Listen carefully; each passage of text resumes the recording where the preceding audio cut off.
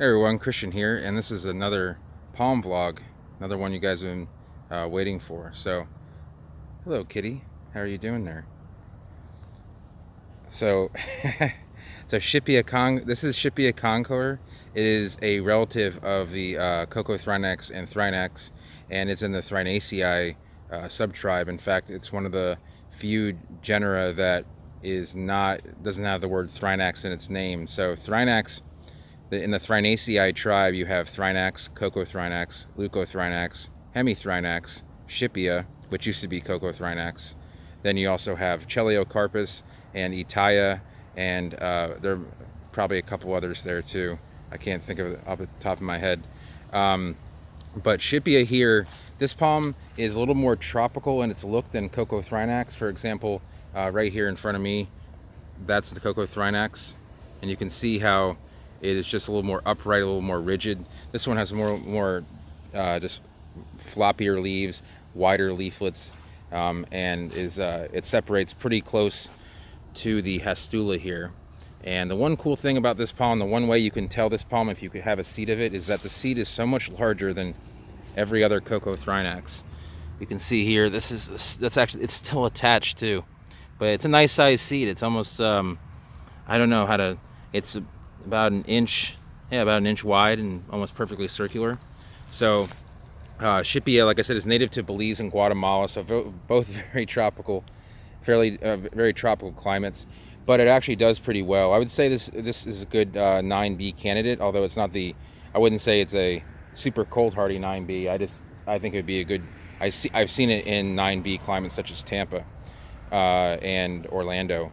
So, but like I said, yeah, it's native to Belize and Guatemala. It's relatively easy to get a hold of. It's not the hardest to find plant, and it's relatively inexpensive. And it's nice to grow. It's not, it has that tropical look about it that more tropical look you won't find in other Thrinax genera, unless you go to South America. So.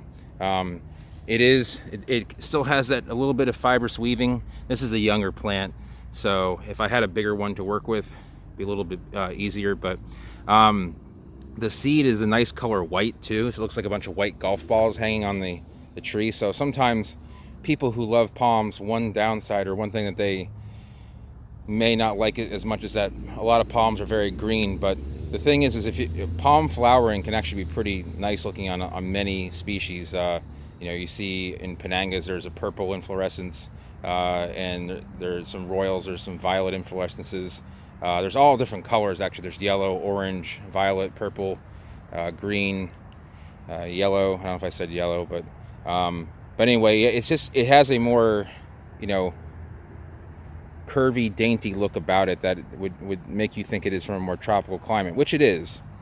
So, but it still enjoys. So this will be more tolerant of richer soils where Coccothrinax, Thrinax, and Trithrinax, Hemithrinax, Leucothrinax don't like as much. They like more sandy, rocky soil.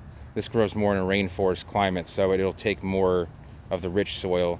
So if you live in an acidic soil area, if you live just in a rainier area, you won't have problems with like crown rot, which can happen with some of these more seasonally dry area palms. So these can take overhead rain, no problem. Not that the Coccothrinax can't take it, it's just that this one can take quite a bit. Probably even take a little bit of flooding. Not that I would recommend flooding the plant, but it probably could take it.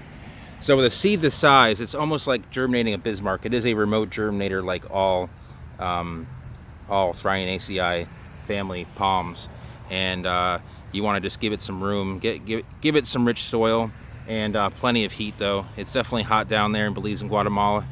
It doesn't get any cooler, but you can plant this out in the shade and it's going to look a lot better than many of the Coccothrinax too. That's one of the benefits being a tropical palm. But it does grow in full sun as well. The crown just gets a little more compact.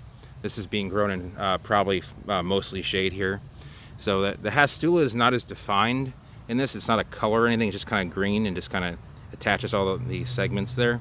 But it's still, that's more of a sign of a more tropical plant, where the tropical savanna types will have more of a yellow Hastula or orange. So, but yeah, you want to get this. You want to get it at least like 85 degrees Fahrenheit or near 28, 30 Celsius when germinating, and it will put down a decent sized root because it does have a lot of energy in that seed.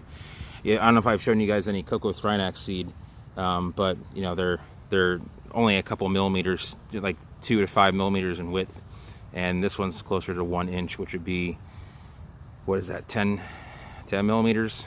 I off the top of my head I can't think about it right now, what the conversion rate, but yeah, you know, it doesn't have anything too particular. It's not really silvery on the underside, but it is very forgiving. You can brush past it and not feel like you're getting poked or anything, where many other plants in this genus you'll get stabbed. So that is a definite plus. And you know, seed's relatively easy to come by when these are in flower or in seed, and the seed ripens in the fall in the northern hemisphere.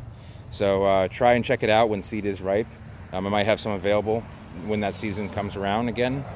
So anyway, that's about it for Schippia. One other thing is it was Schippia.